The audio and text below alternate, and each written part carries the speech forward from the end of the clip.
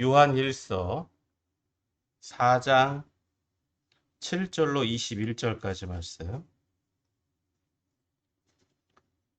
다 찾은 줄 알고 제가 말씀 모두 결입니다. 사랑하는 자들아 우리가 서로 사랑하자. 사랑은 하나님께 속한 것이니 사랑하는 자마다 하나님으로부터 나서 하나님을 알고 사랑하지 아니하는 자는 하나님을 알지 못하나니 이는 하나님은 사랑이심이라. 하나님의 사랑이 우리에게 이렇게 나타난 바 되었으니 하나님이 자기의 독생자를 세상에 보내심은 그로 말미암아 우리를 살리려 하심이라. 사랑은 여기 있나니 우리가 하나님을 사랑한 것이 아니요 하나님이 우리를 사랑하사 우리 죄를 속하기 위하여 화목제물로 그 아들을 보내셨음이라. 사랑하는 자들아 하나님이 이같이 우리를 사랑하셨은즉 우리도 서로 사랑하는 것이 마땅하도다. 어느 때나 하나님을 본 사람이 없으되 만일 우리가 서로 사랑하면 하나님이 우리 안에 거하시고 그의 사랑이 우리 안에 온전히 이루어지느니라. 그의 성령을 우리에게 주심으로 우리가 그 안에 거하고 그가 우리 안에 거하시는 줄을 아느니라. 아버지가 아들을 세상에 구주로 보내신 것을 우리가 보았고 또 증언하노니 누구든지 예수를 하나님의 아들이라 시인하면 하나님이 그의 안에 거하시고 그도 하나님 안에 거하느니라. 하나님이 우리를 사랑하시는 사랑을 우리가 알고 믿었노니 하나님은 사랑이시라. 하나님 사랑 안에 거하는 자는 하나님 안에 거하고 하나님도 그의 안에 거하시느니라. 이로써 사랑이 우리에게 온전히 이루어진 것은 우리로 심판날에 담대함을 가지게 하려 함이니 주께서 그러하심과 같이 우리도 이 세상에서 그러하느니라.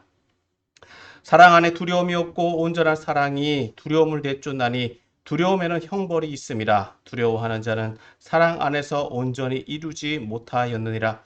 우리가 사랑하면 그가 먼저 우리를 사랑하셨음이라. 누구든지 하나님을 사랑하노라 하고 그 형제를 미워하면 이는 거짓말하는 자니 보는 바 그 형제를 사랑하지 아니하는 자는 보지 못하는 바 하나님을 사랑할 수 없느니라.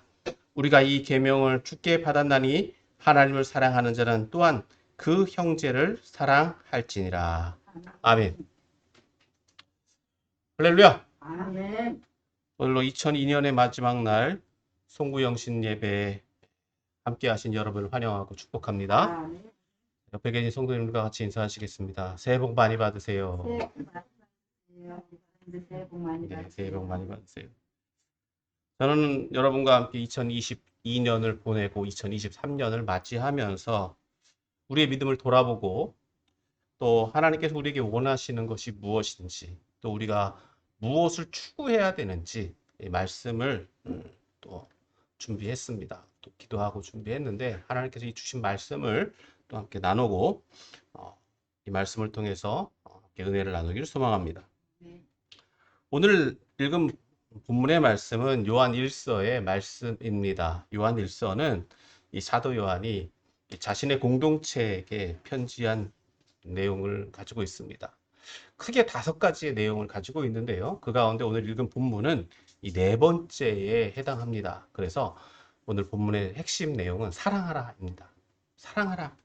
그런데 그 사랑이 어떤 사랑이냐, 어떻게 사랑해야 되느냐, 그 사랑의 기원과 또 근원과 또 사랑의 유익과 또 결과적으로 그 사랑을 통해서 해야 되는 일이 무엇인가에 대해서 오늘 말씀을 통해서 함께 은혜를 나누기를 소망합니다. 첫 번째 7절에서부터 7절까지 말씀, 7절에서부터 10절까지 말씀에는 이 사랑의 근원에 대해서 말씀해 주고 있습니다. 먼저 7절, 8절 말씀 봅니다. 7절, 8절 같이 읽습니다. 시작. 사랑하는 자들아 우리가 서로 사랑하자. 사랑은 하나님께 속한 것이니 사랑하는 자마다 하나님으로부터 나서 하나님을 알고 사랑하지 아니하는 자는 하나님을 알지 못하나니 이는 하나님은 사랑이심이라. 자, 요한은 여러 가지 앞선 경고들을 많이 했습니다. 믿음이 무엇인지, 정말 믿음 생활에 대한 어떻게 하는 것이 올바른 믿음인지, 또 마지막 때를 살아가고 있는 초대교회 성도들이 처한 상황 속에서 그 믿음을 어떻게 유지해야 될 것인지에 대해서 권고를 하고, 오늘 본문에서는 사랑하자라고 말씀합니다. 자, 여기서 사랑하자라는 7절 말씀에 사랑하는 자들아라고 하는 이 말씀은 요한 공동체를 의미합니다. 여기서 요한 공동체에게 이 사랑에 대해서 말씀하고 있는데 이것은 공동체에게만 주는 말씀, 공동체만을 사랑할 것이 아니라 이 공동체와의 사랑만을 의미하는 것이 아니라 공동체 내에서도 사랑이 있어야 된다라고 하는 것입니다. 즉 공동체와 공동체, 즉 공동체만을 사랑하는 것이 아니라 공동체 안에서 사랑이 있어야 된다라는 것입니다. 그래서 요한은 사랑은 하나님께 속해 있다라고 말씀합니다. 그러니까 사랑이 어디서부터 시작된다? 하나님에게서부터 나온다라고 말씀하고 있는 거예요. 그래서 이렇게 이야기합니다. 사랑하는 자마다 하나님으로부터 나서 하나님을 알고 사랑하지 아니하는 자는 하나님을 알지 못한다. 즉 사랑이 무엇이냐라고 하면 사랑은 추상적인 개념에서 머물러 있는 것이 아니다. 좀 급진적으로 나아가는 것이긴 하겠지만 사랑이 하나님으로부터 나왔다 라고 말씀하고 있고, 또 하나님으로부터 나왔기 때문에 사랑하는 사람은 누구를 안다고요? 하나님을 알아요. 그럼 사랑이 없는 사람은 하나님을 안다, 모른다? 모르는 거예요. 그러니까 사랑하는 자마다 라는 것은 이 사랑을 가지고 있는 사람들, 사랑을 하는 사람들, 즉 사랑을 실천하는 사람들을 의미한다는 것입니다. 즉 사랑의 태도만 가지고 있는 것이 아니라 사랑은 실천하는 것에 있다는 거예요. 더 나아가서 사랑은 추상적인 개념, 내가 누군가를 사랑해 라고 하는 것에 있는 것이 아니라 사랑을 행하는 실천, 구체적인 행동까지도 수반한다. 왜? 하나님도 그렇게 사랑하셨기 때문에 그래요. 그것은 이제 조금 이따가 더 깊이 설명을 하겠지만, 다시 말해서 사랑은 하나님으로부터 나왔고, 사랑을 하게 되면 하나님에 대한 지식을 또 알고 있다, 갖고 있다라는 것입니다. 그래서 요한은 이렇게 이야기해요. 사랑을 하는 사람은, 성도는 하나님께로부터 난 사람이다. 즉 하나님을 안다라는 것이에요. 그러니까 내가 신앙생활 한다 하면 무엇이 수반되어야 된다? 사랑이 수반되어야 되는 거예요. 신앙생활 하면서 사랑의 행위가, 사랑의 행동이, 사랑의 태도가 없다라고 하면 그 사람은 성도다, 성도가 아니다. 성도가 아니다라고 하는 거예요. 하나님을 안다, 모른다. 모른다는 거예요. 굉장히 극단적으로 이야기를 합니다. 그러니까 사도 요한에게 있어서 사랑이라고 하는 것은 얼마나 중요한 것인가.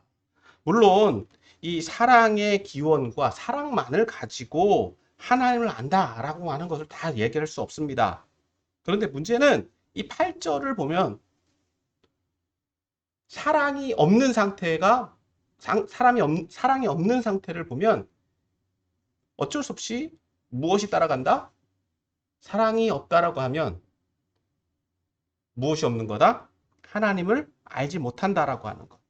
즉 사랑의 7절에서는 사랑의 기원과 사랑만으로 하나님을 안다라고 하는 것을 말하는 것이 전부가 아니다라고 말할 수 있다는 거예요. 반대자들이나 또 그것에 대한 어떤 부정적인 이야기를 하는 입장에서 본다면.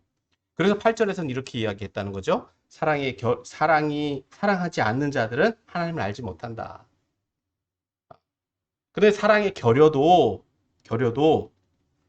하나님과의 관계가 존재하지, 하나님과의 관계를 정리하는 데 있어서는 한계가 있지만, 요한은 어떻게 정리를 한다? 하나님은 사랑이시다라고 정리를 하면서 어떻게 해요? 하나님 자체가 사랑이시기 때문에 사랑의 행위에는 무엇이 수반된다? 믿음이 수반된다. 그리고 하나님이 행하시는 모든 행동은 무엇에 기초한다? 사랑에 기초한다는 거예요. 정리가 되시죠? 하나님은 사랑이시다라고 하는 이 부분을 조금 더 떼어놓고 본다면, 하나님 자체가 사랑이시기 때문에 하나님을 사랑하는 사람, 하나님으로부터 난 사람들은 무엇을 할 수밖에 없다? 사랑을 할 수밖에 없다는 거예요. 다시 정리하면. 그런데 여기서 조금 주의해야 된다는 게 있습니다. 주의해야 될 게 있습니다. 주의해야 될 게 있는데, 하나님은 사랑이신데 사랑은 하나님이다? 요건 아니에요. 하나님은 사랑이시지만 사랑이 하나님이다라고 하는 거는 조금 정리를 해야 돼요. 역으로 갈 수는 없어요. 자, 그래서 하나님의 사랑이 어떻게 나타냈느냐? 하나님의 사랑이 어떻게 나타냈느냐? 9절, 10절입니다. 9절, 10절 같이 읽습니다. 시작. 하나님의 사랑이 우리에게 이렇게 나타난 바 되었으니 하나님이 자기의 독생자를 세상에 보내심은 그로 말미암아 우리를 살리려 하심이라. 사랑은 여기 있으니 우리가 하나님을 사랑한 것이 아니요 하나님이 우리를 사랑하사 우리 죄를 속하기 위하여 화목제물로 그 아들을 보내셨음이니라. 자, 앞서 말씀드린 것에 대한 구체적인 설명이죠. 자, 9절에서 하나님이 행하신 사랑의 궁극적인 표현이 무엇이냐? 예. 하나님의 사랑이 어떻게 나타났다? 하나님이 자기의 독생자를 세상에 보내셨다. 이는 그로 말미암아 우리를 살리려 하심이라. 자, 어디서 봤던 것 같죠? 요한복음 3장 16절. 하나님이 세상을 이처럼 사랑하사 독생자를 주셨으니 이는 그를 믿는 자마다 멸망치 않고 영생을 얻게 하려 하심이라. 이 핵심적인 내용이 계속 반복되고 있습니다. 다시 말해서 하나님의 사랑이 우리에게 나타나게 된 것은 예수님의 성육신을 통해서다. 하나님의 사랑이 궁극적인 표현이다라고 하는 거예요. 그래서 예수님이 이 땅 가운데 오신 목적, 이유는 뭐다? 우리를 살리려 합니다. 10절에서는 다시 한번 이것이 반복됩니다. 사랑은 여기 있습니다. 우리가 하나님을 사랑한 것이 아닙니다. 누가? 하나님이 우리를 사랑하사 우리의 죄를 속하기 위하여 화목제물로 그 아들을 보내셨습니다. 우리를 구원하기 위해서 무언가가 필요해요. 우리의 죄를 씻어주기 위해서는 하나님이 정하신 법 안에서, 율법 안에서는 우리의 죄가 씻어지기 위해서는 뭔가 희생제물이 필요한데 그 희생제물이 누구로 대체되었다? 예수님으로 대체되었다라고 하는 거예요. 그것이 궁극적인 사랑의 표현이다라고 하는 것입니다. 그러니까 사랑의 궁극적인 주체는 누구에게 있다? 우리다, 하나님이다. 하나님이다라고 하는 거예요. 더불어서 예수님의 죽음, 예수님이 이 땅 가운데 오셔서 죽으셔야만 됐던 것은 바로 우리를 구원하시기 위한, 즉 우리의 죄를 용서하시기 위한 그 율법의 성취다라고 하는 것입니다. 자, 그럼 이러한 사랑의 결과는 무엇이냐라고 하는 거예요. 사랑의 결과로 사랑이 우리에게 주는 유익이 뭐냐. 그것을 11절에서부터 16절까지 말씀에 있습니다. 자, 먼저 11절 말씀 봅니다. 11절 11절 같이 읽습니다. 시작. 사랑하는 자들아, 하나님이 이같이 우리를 사랑하셨은즉 우리도 서로 사랑하는 것이 마땅하도다. 자, 여기서 좀 조심해서 봐야 될 게 있습니다. 하나님이 우리를 이같이 사랑하셨다라고 한다면, 그렇죠? 우리가 사랑을 받았다라고 한다면 당연히 우리는 누구를 어떻게 해야 됩니까? 우리 입장에서 본다면 우리가 사랑을 받았어요. 그러면 우리가 원하는 건 뭘까요? 내가 누군가를 사랑했어요. 그렇다라고 한다면 그 상대방이 사랑받은 사람이 나를 사랑해 주길 바래요. 그렇죠? 근데 오늘 본문을 잘 보십시오. 11절. 하나님이 이같이 우리를 사랑하셨으니까. 자, 하나님이 우리를 사랑하셨다라고 한다면 우리는 누구를 사랑해야 돼요?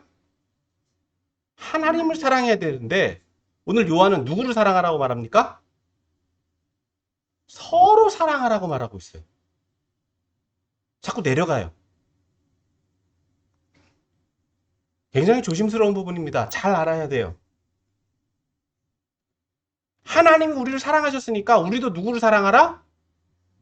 하나님을 사랑하라라고 말할 것 같은데 요한은 누구를 사랑하라고? 서로 사랑하래. 서로 사랑해. 우리가 가지고 있는 상식적인 생각을 바꿉니다. 그런데 그 이유가 뭐냐? 왜 우리가 서로 사랑해야 되느냐? 자, 12절 말씀에 말씀하고 있습니다. 12절 같이 읽습니다. 시작. 어느 때나 하나님을 본 사람이 없으되 만일 우리가 서로 사랑하면 하나님이 우리 안에 거하시고 그의 사랑이 우리 안에 온전히 이루어지느니라. 자, 하나님을 사랑하는 건 맞는데 그 하나님을 사랑하는 방식이 어떤 거다? 서로 사랑하는 거다. 왜? 하나님을 사랑할 수가 있다 없다? 왜요? 하나님이 안 보이니까. 하나님 어떻게 사랑해요? 하나님 사랑하는 방식이 무엇이냐라고 하는 거예요. 하나님이 안 보이잖아요. 안 보이는 하나님 어떻게 사랑할 거예요? 그래서 굉장히 실질적인 이야기를 하는 거예요. 보이는 사랑을 하라는 거예요. 눈에 보이는 사랑 누구에게? 보이는 성도에게 서로 사랑하라고 하는 거예요. 서로 사랑하는 그 가운데 그 사랑이 이루어지게 되면 누가 그 안에 거하신다? 하나님이 거하신다는 거예요. 여러분 임재입니다. 하나님의 임재. 하나님 거하신다라고 하는 건 하나님의 임재예요. 구약에서는 이걸 쉐카이나라고 이야기하고 신약에서는 임마누엘이라고 얘기합니다. 하나님의 임재가 그 안에 거한다는 거예요. 사랑이 없는 공동체, 그것은 좀 극단적으로 얘기해서 교회라고 말할 수 없다는 거예요. 하나님이 원하시는 공동체는 무엇이 있는 공동체? 사랑이 있는 공동체라는 거예요. 그곳에 누가 거하시기 때문에? 하나님이 거하시기 때문에. 그것이 뭐라고요? 우리 안에 거하시고 그의 사랑이 우리 안에 어떻게 이루어진다고요? 온전히 이루어진대요. 굉장히 중요한 말씀입니다. 여러분, 이따가도 말씀드리겠지만 교회라고 하는 게 그냥 예배만 드린다고 해서 교회가 아니에요. 무엇이 있어야 된다고요? 사랑이 있어야 된다. 사랑이 있어야 돼. 사랑이 있어야지 그게 하나님이 거하시는 곳이에요. 하나님이 거하시는 곳은 곧 무엇이 된다고요? 성전이 되는. 아멘. 임마누엘. 하나님이 역사하시는 곳, 하나님이 거하시는 곳. 그것이 된다. 그러니까 12절은 11절에 있는 그거 명령의 한 형태인데 여러분 굉장히 중요한 것은 우리가 서로 사랑한다라고 하는 것.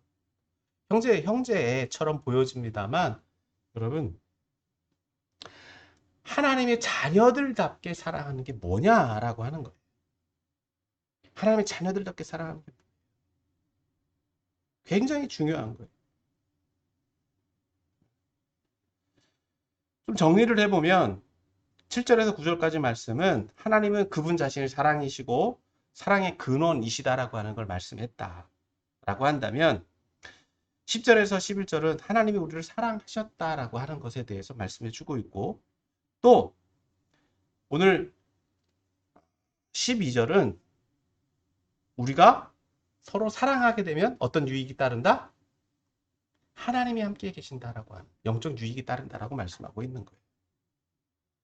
자, 그걸 가능하게 하는 게 뭐냐? 13절 말씀입니다. 13절 같이 읽습니다. 시작.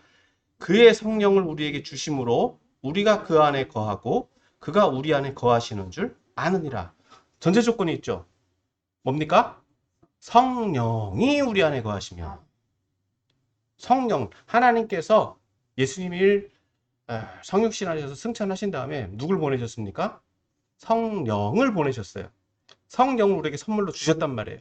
그러니까 우리가 성령을 인정하고 환영하고 인정하고 모셔드리면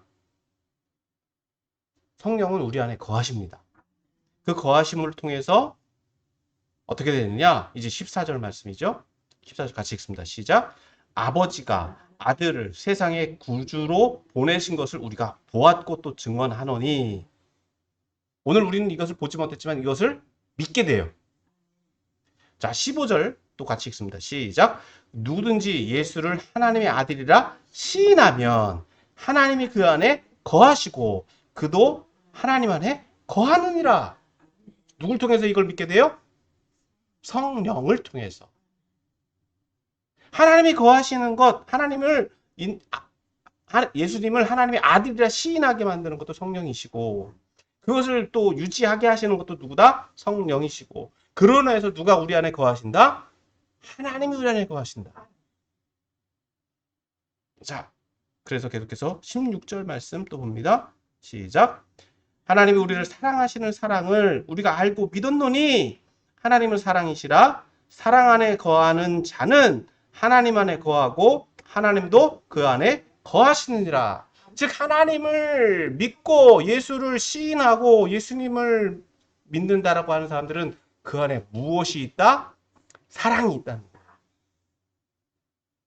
누굴 통해서 역사하신다? 성령을 통해서 역사하신다. 그러니까 그것이 전제 조건이 뭐다? 예수를 그리스도로 시인하는 데 있는 거예요.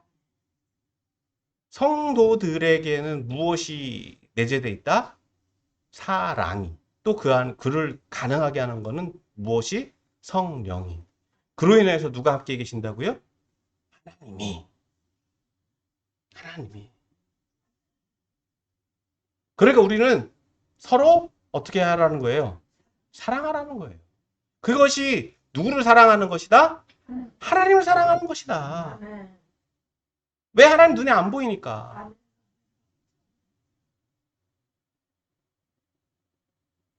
여러분 하나님 사랑하는 게 누구를 사랑하면 되는 거예요? 하나님 사랑하려면 성도 사랑하면 되는 거예요.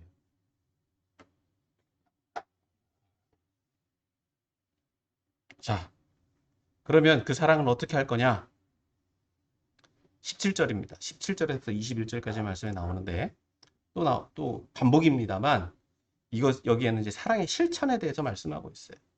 자, 17절 말씀만 먼저 봅니다. 시작. 이로써 사랑이 우리에게 온전히 이루어진 것은 우리로 심판날에 담대함을 가지게 하려 함이니 주께서 그러하심과 같이 우리도 이 세상에서 그러하니라. 여기서는 완료예요. 완료. 사랑이 우리에게 이루어졌다라고 이야기하는데 그 이루어지는 결과로 우리에게 그 실천을 통해서 우리에게 주어지는 유익은 뭐냐? 심판날에 담대함을 가지게 하려 함이라. 여러분 심판대라고 하는 건 예수님이 임하시는 그때를 얘기합니다. 종말의 때를 이야기하는 거예요. 또 우리가 육신적인 종말을 맞이하게 될 때 여러분 사실 죽음이다라고 하는 것 인간적인 입장에서 보면 두렵습니다. 그렇죠?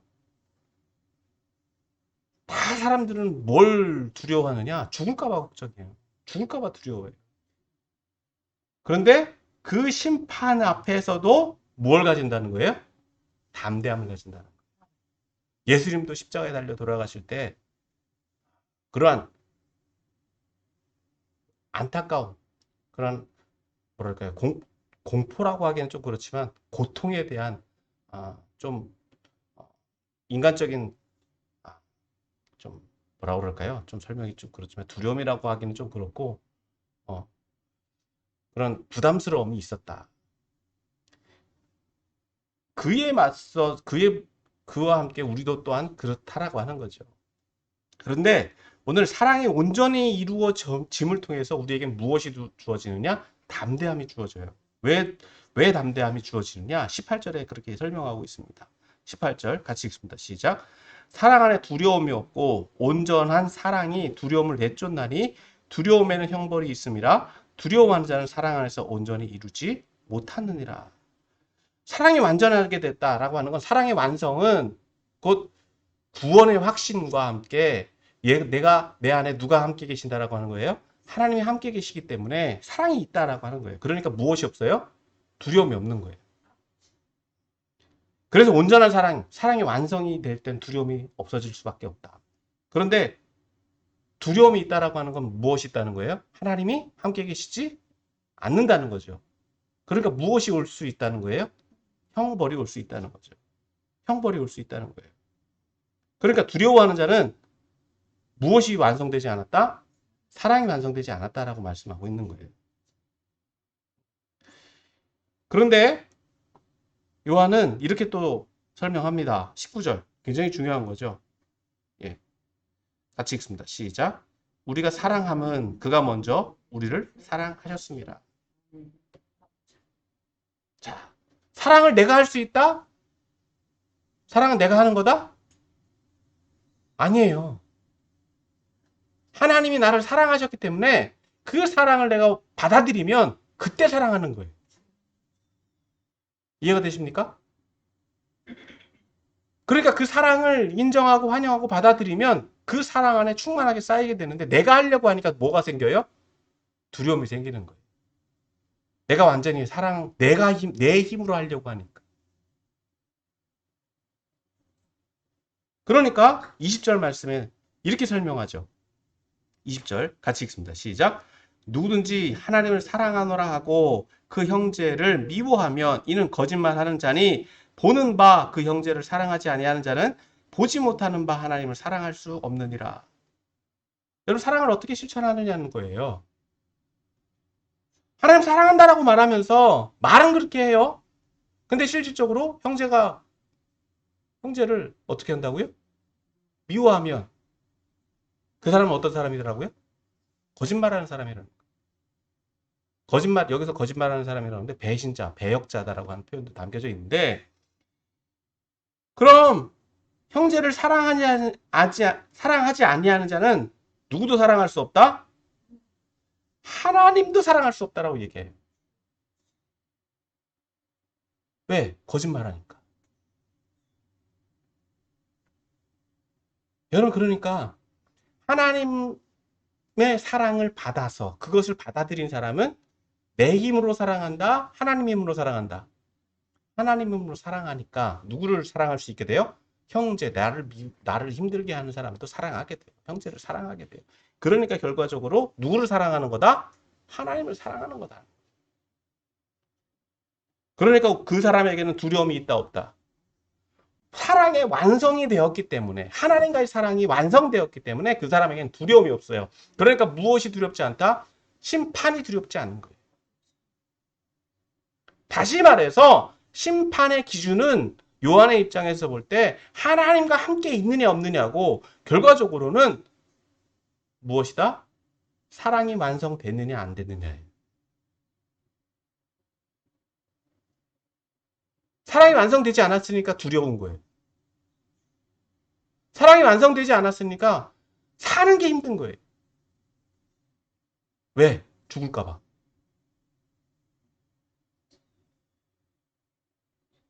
자, 21절 말씀에 나옵니다. 결론입니다. 자, 사랑을 어떻게 해야 되느냐? 21절 같이 읽습니다. 시작. 우리가 이 계명을 주께 받았으니 하나님을 사랑하는 자는 또한 그 형제를 사랑할지니라. 결론입니다. 극단적으로 얘기하죠. 계명이라고 얘기해요. 계명. 계명이라고 하는 건 지켜야 된다. 지켜도 된다. 꼭 지켜야 된다. 꼭 지켜야 되는 거예요. 꼭 지켜야 되는 거예요. 그러니까 하나님을 사랑한다라고 말하는 사람들은 누구를 사랑하라? 형제를 사랑하라. 자, 이 말씀을 오늘 우리에게 좀 적용하기를 원합니다. 첫 번째, 우리가 하나님 앞에 속해 있느냐 안 속해 있느냐는 거. 우리가 하나님으로부터 낫느냐 낫지 않았느냐는 거예요. 그걸 무엇으로 분별한다고요? 사랑하느냐 사랑하지 않느냐는 거예요. 사랑하느냐 사랑하지 않느냐는 거예요. 앞서 말씀드렸죠. 사랑은 내 맘대로 할 수 있다 없다? 없어요. 참 안타까운 거예요. 우리 인간적인 모습들이 있기 때문에 우리는요. 참 교묘하게 사람을 비평하고 비판하고 미워하고 싫어합니다. 그게 인간적인 모습이에요. 우리가 그것을 돌이켜봐야 돼. 내가 정말 하나님께 속해 있느냐, 속해 있지 않았느냐. 내 안에 말로는 내가 나 스스로를 볼 때는 하나님 잘 믿는다, 하나님은 잘 섬긴다라고 말을 하면서도 우리의 말과 행동과 태도에서 하나님을 사랑하고 있는지, 형제를 사랑하고 있는지 그 모습을 보면 안다는 거예요. 그러니까 내가 하나님 앞에 온전히 속해 있느냐, 속해 있지 않았느냐, 우리가 스스로를 분별해 봐야 될 줄 믿습니다. 극단적으로 우리가 형제를 사랑한다라고 하는 것? 말은 그렇게 하죠. 근데 오늘 본문에서 말할 때 사랑이다라고 하는 거 조금 더 이제 앞서 얘기를 좀 끌어오는 건데 사랑이라고 하는 것은요. 감정적으로만 사랑한다? 된다 안 된다? 안 되는 거죠. 사랑은요. 여기서 말하는 사랑은 감정만을 얘기하는 것이 아니라 실천이 따라가는 거예요. 하나님이 우리를 사랑하셔서 어떻게 하셨다고요? 독생자를 주셨어요. 감정만 가지고 계신 것이 아니라 사랑은 행동이 따라가는 거다. 실천이 따라가는 거다. 마음만 먹고 있어. 그건 사랑이 아니에요. 사랑이라고 말할 수 없어요. 그건 사랑의 감정인 거지. 사랑이라고 하는 행동, 동사적인 명령이 따라가지 않는다는 거죠. 그건 그냥 말 그대로 조금 더 우리 기준에서 본다면 짝사랑이에요. 짝사랑. 실제로 짝사랑을 하더라도요. 사랑이 완성되려면 행동이 따라가야 돼요. 그건 미완성의 사랑이라는 거예요. 행동이 따라가지 않는 사람은 미완성의 사랑이라는 거예요. 그러니까 사랑을 하려면 온전한 사랑을 하려면 무엇이 따라가야 된다? 행동이 따라가야 된다. 그러니까 저와 여러분들이 정말 신앙인으로서 살기를 원한다라고 한다면 사랑이 따라가야 돼. 행동이 따라가야 돼. 실천이 있어야 돼요. 남에 대해서 정말 사랑한다라고 한다면 우리의 입술과 우리의 행동, 태도에서도 그 사랑 행동이 따라가는 것이 옳다는 거예요. 그래서 두 번째로 우리가 중요한 건 우리의 사랑의 대상이 누구냐는 거예요. 정말 우리가 사랑해야 될 사랑의 대상은 있잖아요. 첫 번째로는 말씀드렸죠. 내 형제예요. 이곳에 계신 여러분들이에요. 이곳에 계신 분들, 여러분, 근데 문제는 있잖아요. 앞서도 말씀드렸지만, 원수는 어디 있다고요? 집 안에 있어요. 제일 가까운 사람이 제일 아프게 해요. 왜? 제일 말 안 들어. 제일 무시하고, 제일 힘들게 하고, 사랑의 대상은요, 여러분, 하나님이 우리를 이뻐서 사랑했을까요? 맞아요. 이뻐서 사랑하셨어요. 왜? 하나님 창조하셨으니까. 피조물이니까. 하나님 극단적으로 사랑하셨어요. 왜?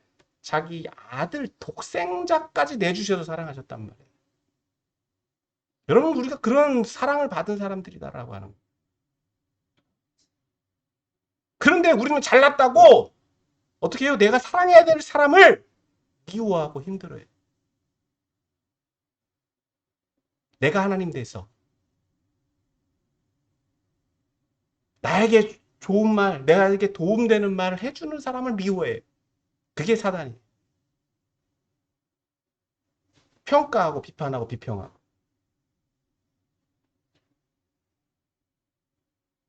여러분 사랑의 대상을 분명히 분별하셔야 될 줄 믿습니다. 그게 신앙인이에요.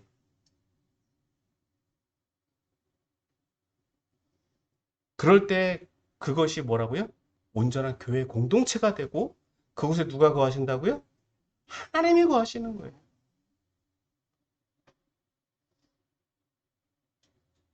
여러분 교회가 크고 작고가 중요한 게 아니에요. 어떤 뭐 작은 교회 목사님들은 큰 교회 막 비평하고 비판하고 그게 제발 그러지 마세요. 뭐라고요? 뭐가 있어야 된다고요? 교회 안에는 사랑이 있어요. 하나님이 거하시면 되는. 각자의 쓸모가 있어요. 각자의 사역이 있어요.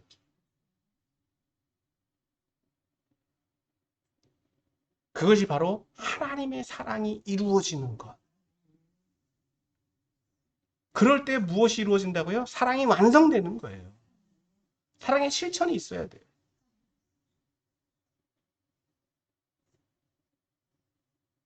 그래서 여러분 사랑에는 무엇이 따라가야 된다고요? 행동이 있어야 돼요.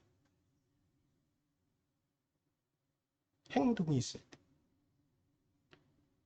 행동은 있잖아요. 여러분들 감동대로 하셔야 돼요. 감동대로 하셔야 돼요. 어떤 분은 물질로 하셔도 되고요. 어떤 분은 헌신으로 하셔도 되고 어떤 분은 봉사로 하셔도 되고 어떤 분은 기도로 하셔도 돼요. 그러나 그 모든 것들이 무엇이 따라야 된다? 실질적인 행동이 따라야 된다는 거예요. 마음만 먹고 있어서는요. 여러분 이루어지는 일이 없습니다. 하나님은 행동하기를 원하세요. 하나님도 실질적으로 행동하셨어요. 세상을 창조하셨고 하나님 아들 독생자를 이 땅 가운데 보내셔서 피 흘리게 하셨어요. 그래서 우리를 구원하셨어요. 그럼 하나님 행동하시는 분이세요.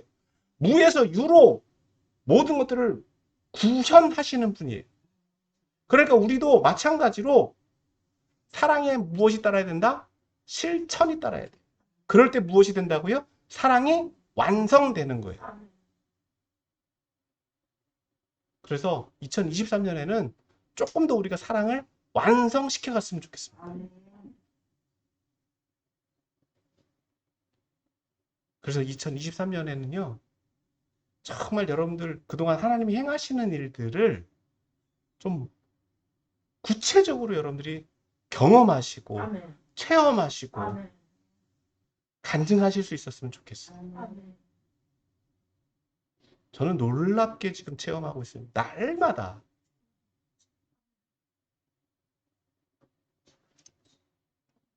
그런 은혜가 여러분들에게도 동일하게 임하시게 되셔서, 예, 2023년에는 기뻐하시고, 아멘. 감사가 넘치고, 아멘. 은혜가 넘치고, 아멘.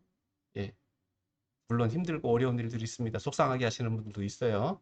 그게 없다라고 말할 수는 없습니다. 예, 그렇지만 그것도 은혜. 그런 은혜로 살아가게 되신 한 해를 또 승리하는 저와 여러분들이 되시기를 예수님의 이름으로 축원합니다. 아멘.